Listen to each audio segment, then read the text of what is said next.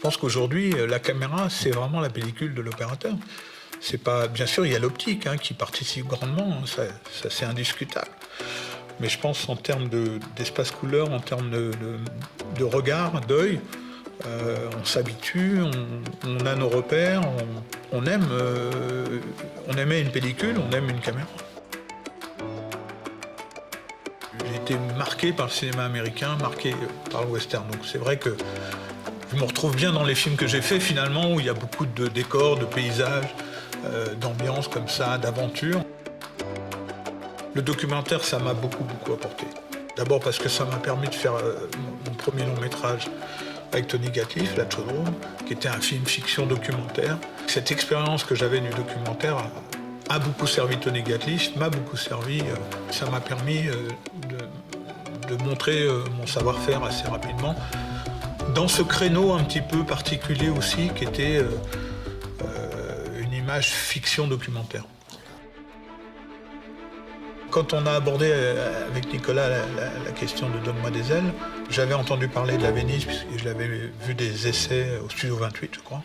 J'avais l'expérience des caméras Sony, à travers la F55 sur le film précédent et sur les saisons avec la F65. Donc l'univers de l'image, je le connaissais plutôt assez bien.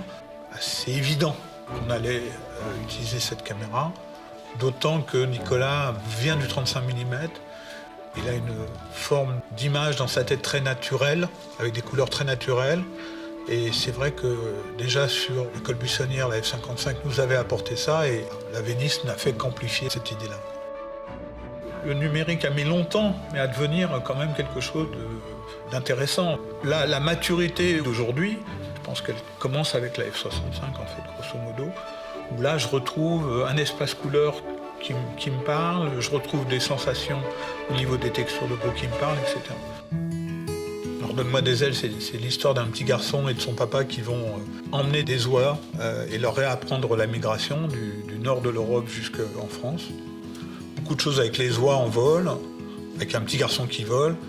Donc ça, c'était des contraintes déjà assez lourdes. Et puis il y avait beaucoup de choses à l'épaule. Sur Donne-moi des ailes, bizarrement, on ne le sentira peut-être pas à la fin du film, mais il y a beaucoup de choses tournées à l'épaule. Et c'est vrai que l'ergonomie de la Vénice nous a tout de suite séduit avec mon cadreur. Donc évidemment, j'en ai parlé avec Nicolas.